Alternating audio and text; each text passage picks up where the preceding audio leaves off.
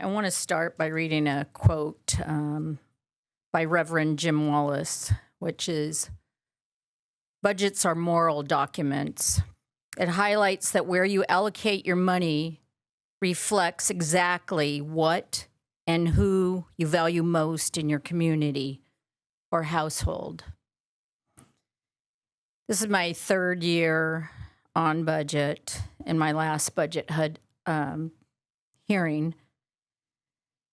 And I'm sometimes almost speechless when I think about the work we do, not only with the colleagues that I have here, that I'm very grateful, but for, of course, the incredible consultants and staff that I've worked with that do the work. I'll just make this little note. And some of the smallest, tiniest offices. So we've got to improve those offices. And all of you should take a field trip because, but that distracts from what I'm saying. And, you know, putting it simple, and some of you know that I was an elementary school teacher, and we can look in my subcommittee of pages of line items, but that does not reflect the work that is important to Californians. What we know is that not just for 3 years with the budget deficit, but for decades, Californians have been struggling. We know that when they go to the market, they're counting, do they have enough for their groceries? We know when they see gas prices that anxiety comes up. When they look at their rents, we know that counting the money that they have at the month to decide, can I send my child to soccer? Can we have a summer camp?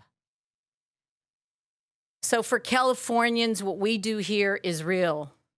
What we do matters. Just this weekend, I happened to be in a market and happened to pass by a section where they had formula for children. Don't answer. I was a teacher, but how many of you know the price of a can of formula? One can. Don't answer. Don't answer. A few of you know, because your mom's probably. $59 for a can of formula. So what that tells me is when people, and yes, it was a specialty store. It wasn't Target or Walmart. I think I already shared this with my colleagues, but $59. We've done incredible things to invest in families, universal school meals. But if you are paying $59 for a can of formula, it means you're going to have to cut somewhere. And my fear are for those families that we talk about that are vulnerable. Are they going to start to water down the formula? And that is real, my friends. So when I look at my subcommittee, there's many, look at the line items, many, many line items, and they're important. But what we do as a body, we also have to remember that policy affects our budget. Many, many items in our budget, sub 5 right now, are to fill positions. And they're to fill positions for what we have asked. Sometimes it's more transparency. Sometimes it's safety. Sometimes it's for reports. But those cost our state dollars. I'm incredibly proud to have worked on what I call the 3 H's.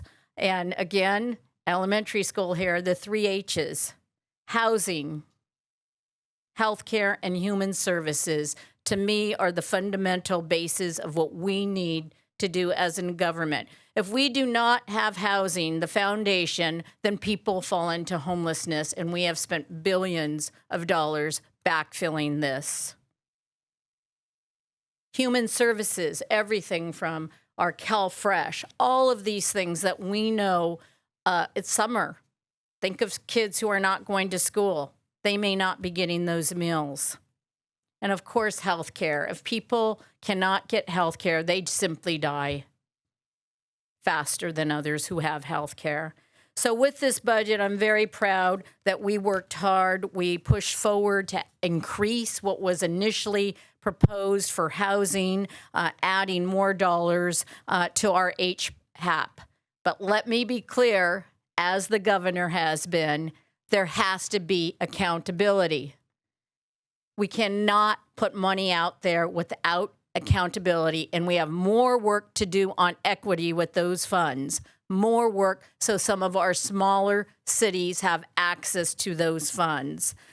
We added money for low-income housing tax credit. From what I understand, the data says there's about 40,000 units in the pipeline that are waiting to be filled. Those dollars need to get to those projects so we can not only build those homes, but build them faster and get people into those homes. And then we did additional funding for multifamily housing. With that, there's other highlights under this, but friends, keep an eye on these line items. They may seem mundane, but there's a lot, whether it's cannabis or veterans dollars. We worked hard with 11 hearings. I'm proud of the work we've done. I want to say thank you to Department of Finance and to the LAO. Of course, we always started our meeting with welcome to your favorite budget sub-5 committee. And so I appreciate the work. And thank you to Assemblymember Liz Ortega, who participated fully, Assemblymember Chris Ward, Assemblymember Caloza, who added to the conversation, were there and were present. And I believe the work we did will not only uplift Californians, but it's essential work. Thank you so much.